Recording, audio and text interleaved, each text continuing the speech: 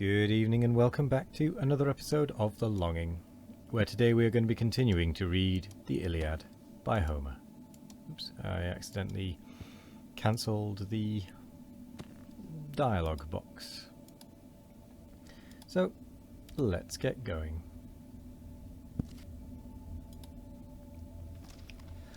No sooner Hector saw the king retired, but thus his Trojan and his aids he fired. Hear all ye Dardan, all ye Lycian race, famed in close fight and dreadful face to face. Now call to mind your ancient trophies won, your great forefathers' virtues and your own. Behold the general flies, deserts his powers, lo Jove himself declares the conquest ours. Now on yon ranks impel your foaming steeds, and sure of glory dare immortal deeds. With words like these the fiery chief alarms his fainting host, and every bosom warms, as the bold hunter cheers his hounds to tear the brindled lion or the tusky bear. With voice and hand provokes their doubting heart, and springs the foremost with his lifted dart. So godlike Hector prompts his troops to dare, nor prompts alone, but leads himself the war. On the black body of the foe he pours, as from the clouds' deep bosom swelled with showers. A sudden storm the purple ocean sweeps, drives the wild waves and tosses all the deeps. Say, Muse, when Jove the Trojans' glory crowned, beneath his arm what heroes bit the ground. Asaeus, Dolopus, and Autonus died. Opites next was added to their side. Then brave Hipponus,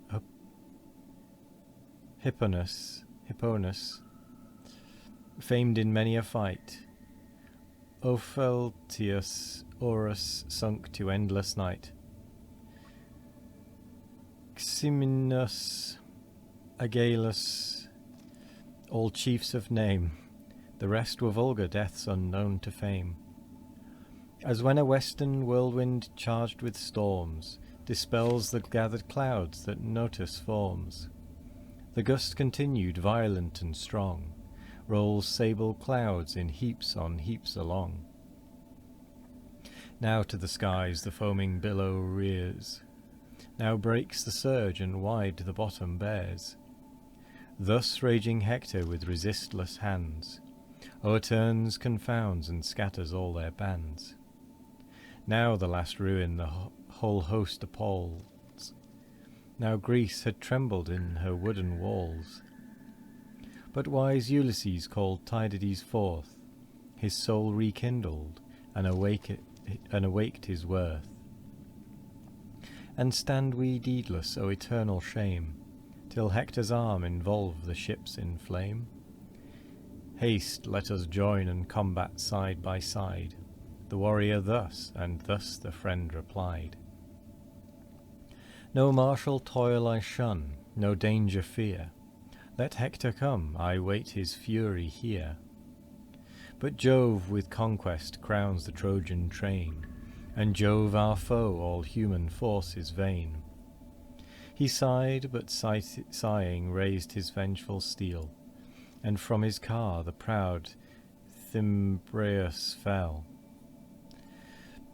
Molion the charioteer pursued his lord, his death ennobled by Ulysses' sword. There slain they left them in eternal night, then plunged amidst the thickest ranks of fight. So too wild boars outstrip the following hounds, then swift revert and wounds return for wounds. Stern Hector's conquests in the middle plain stood checked a while, and Greece respired again. The sons of Merops shone amidst the war, towering they rode in one refulgent car. In deep prophetic arts their father skilled, had warned his children from the Trojan field. Fate urged them on, the father warned in vain. They rushed to fight and perished on the plain. Their breasts no more the vital spirit warms, The stern Tydides strips their shining arms. Hippyrachus by great Ulysses dies, and rich Hippodamus becomes his prize.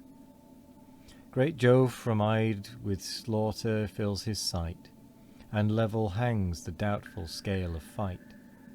By Tydeus' lance Agastrophus was slain, the far-famed hero of Paeonian strain.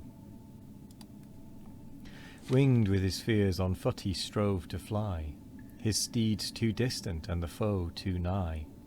Through broken orders swifter than the wind he fled, but flying left his life behind. This Hector sees as his experienced eyes traverse the files and to the rescue flies. Shouts as he passed the crystal regions rend, and moving armies on his march attend. Great Diomed himself was seized with fear, and thus bespoke his brother of the war. Mark how this way yon bending squadrons yield. The storm rolls on, and Hector rules the field. Here stand his utmost force. The warrior said. Excuse me. That one came out of nowhere. Swift at the word his ponderous javelin fled, nor missed its aim, but where the plumage danced, raised the smooth cone, and thence obliquely glanced. Safe in his helm the gift of Phoebus' hands, without a wound the Trojan hero stands, but yet so stunned that staggering on the plain, his arm and knee his sinking bulk sustain. O'er his dim sight the misty vapours rise, and a short darkness shades his swimming eyes. Tydides followed to regain his lance, while Hector rose recovered from the trance. Remounts his car and herds amidst the crowd. The Greek pursues him and exults aloud. Once more thank Phoebus for thy forfeit breath, or thank that swiftness which outstrips the death. Well by Apollo are thy prayers repaid, and oft that partial power has lent his aid. Thou shalt not long the death deserved withstand, if any god assists Tydides' hand. Fly then, inglorious, but thy flight this day whole hecatombs of Trojan ghosts shall pay. Him while he triumphed Paris eyed from afar, the spouse of Helen, the fair cause of war. Around the fields his feathered shafts he sent, from ancient Ilyssus' ruined monument. Behind the column placed he bent his bow, and winged an arrow at an unwary foe. Just as he stooped Agastrophus' crest to seize,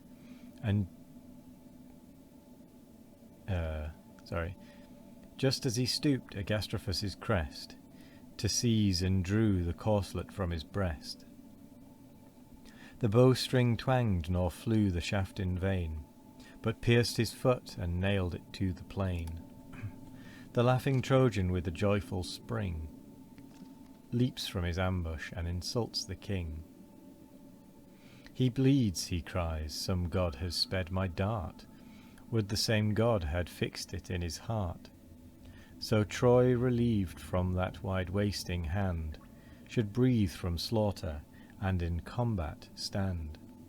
Whose sons now tremble at his darted spear, as scattered lambs the rushing lion fear.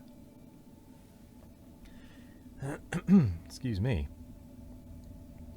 My throat has been a little bit dry. I did have a dentist appointment this afternoon, so my jaw is a little bit out of sorts, which is why things probably sounded a little bit strange. But, oh well, we survived, and we've done the reading for the day, although I do have another yawn coming. Excuse me. Yes, so I'm going to say my usual thank you very much for joining us today. I hope you all have a wonderful morning, evening, afternoon or night, no matter what time of day it is. I hope you all have a wonderful one of it. And as always, we will be back tomorrow for more of The Longing. Goodbye.